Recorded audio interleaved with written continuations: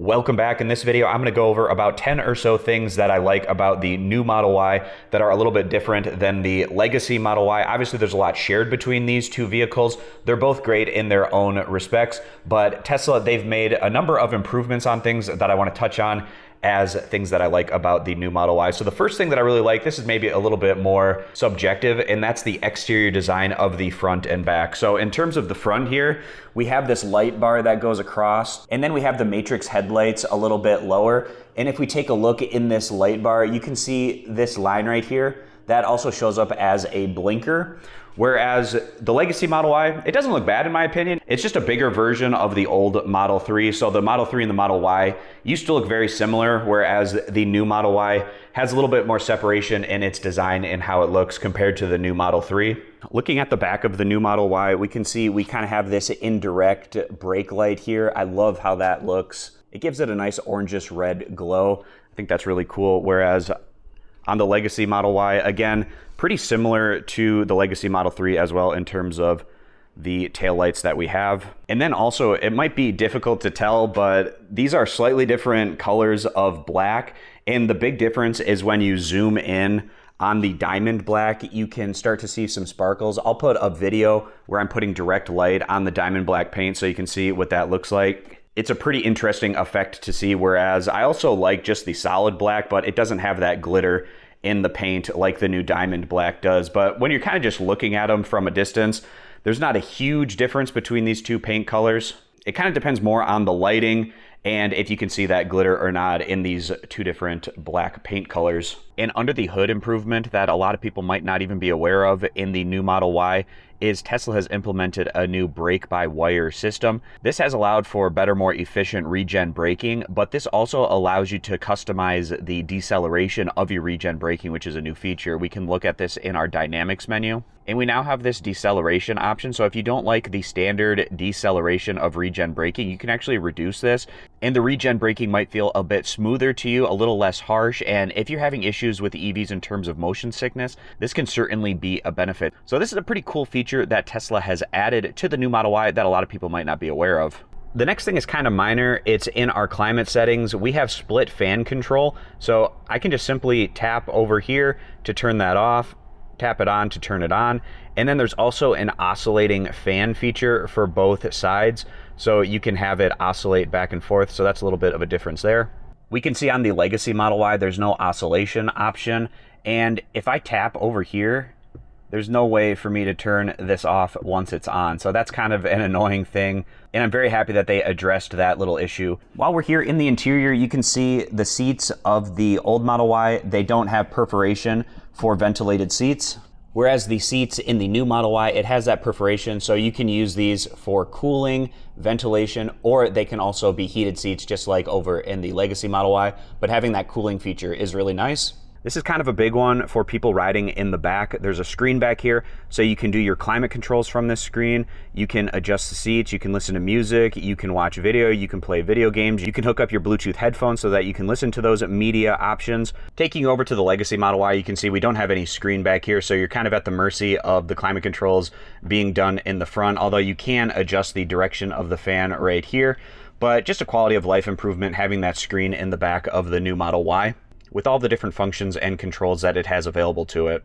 Going back to the front of the vehicle, if we take a look down here, we now have a front bumper camera on the new Model Y. I'm interested to see the functionality that they're going to continue to improve and add with FSD, and just things like auto park and summoning your Tesla. It should be a little bit better now that we have some more visibility here in the front of the car. Whereas on the legacy Model Y, you can see we don't have that camera up here. These next things are more personal preference, but I prefer having the buttons on here for my headlights, using the windshield wipers, having my microphone here, as well as a quick access to our cameras. And I can quickly click that on or off whenever I want, which is really nice. So having these controls just here as simple buttons is nice instead of having them on the blinker stock. And again, more of a personal preference thing, but in the legacy Model Y, having the windshield wipers and your headlights on the stock, this is fine. And actually, a lot of people might even prefer this. And also, I was never a big fan of the wood grain on the interior of the legacy Model Y. I like this vegan leather feel with this fabric here. And then the LED light strip gives it a nice accent. You can customize that light to whatever color you want. If you don't prefer seeing that light while you're driving, you can always just have it off. And then that's pulled over into the side door panel here where we don't have that wood strip in this area. Again, this is just a personal preference thing, but I prefer this design with the Alcantara, vegan leather, and fabric all integrated in a nice design here with the speaker grill. If we take a look at this interior design on the Legacy Model Y, again, we have that wood grain right here. This is also a little bit harder of a material, and that wood grain goes over into the door panel. We have that Alcantara. And there's more hard plastic in different areas around the Legacy Model Y. These hard plastic pieces don't show up as much in the new Model Y. In the interior, something that might be a little bit less noticeable is the bezels around the screen are going to be a little bit slimmer on the new Model Y. And this is what they look like on the Legacy Model Y, so just a little bit thicker. Perhaps most people won't even notice, but just a little improvement with that. One complaint I've seen, particularly from people that don't live in the United States, where maybe you have smaller drink sizes, those smaller drinks can kind of move around in these cup holders in the Legacy Model Y. Tesla's always listening to feedback, so the new cup holders, it's rubber. So if you have a larger cup, it will push those in, but if you have a smaller glass, it will hold it a bit better. They don't have these rubber protrusions in the cup holders of the Legacy Model Y, so that's something, especially if you don't live in the United States, you have maybe smaller cup sizes or drinks, and they'll fit a little bit better in these cup holders.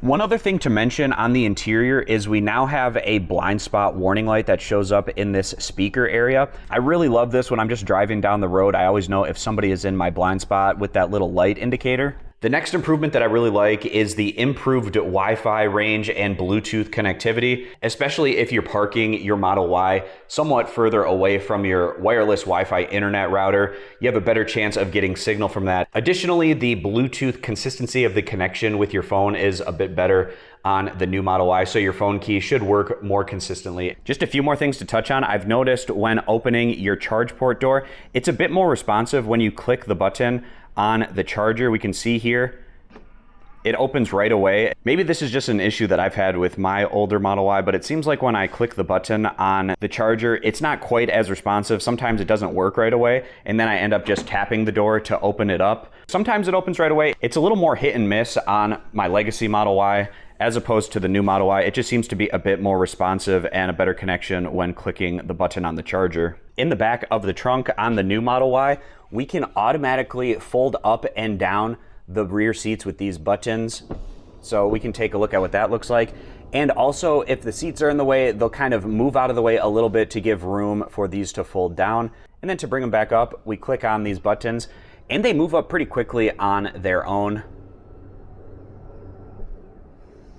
And then they lock right back in place. In the Legacy Model Y, these seats fold flat manually with this release over here. So when we put those down, you can see if you have your front seats moved back too far, it will run into them. Then you're gonna have to move your front seats forward so that these will fold down, whereas they'll automatically do that in the new Model Y, so that's a nice feature. And then in terms of lifting them up, you have to go in and push these seats back for them to go back into their original position. The new Model Y is better in terms of reducing the amount of cabin noise. So if we just take a look around the vehicle, like this is fabric, this is carpet. Taking a look up here, this is a fabric material. If we take a look at the window, this is double pane glass in the front and the back. Whereas when we go to the older Model Y, this is a hard plastic here. All of this is a hard plastic around this area.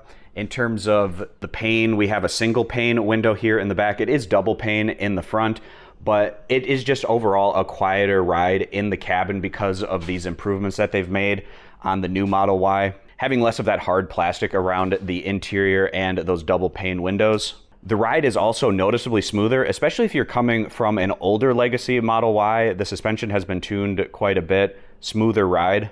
And that'll wrap up this video. So going over about 10 or so things that I like personally about the new Model Y as opposed to the Legacy Model Y. Both of these are great vehicles, and especially if you're looking in the used car market, getting a Legacy Model Y at maybe 2/3 the price or even half the price if you're getting an older Legacy Model Y in comparison to the new one is certainly a tremendous deal. I love both of these vehicles. They both bring a lot of positives to the table. Thank you to Joa for supporting this video and the content on my channel. Please consider checking out Joa's premium Tesla products and accessories through the link in the description. Use my exclusive discount code THANKS at checkout to save. I appreciate you watching. Subscribe to the channel for more Tesla content in the future.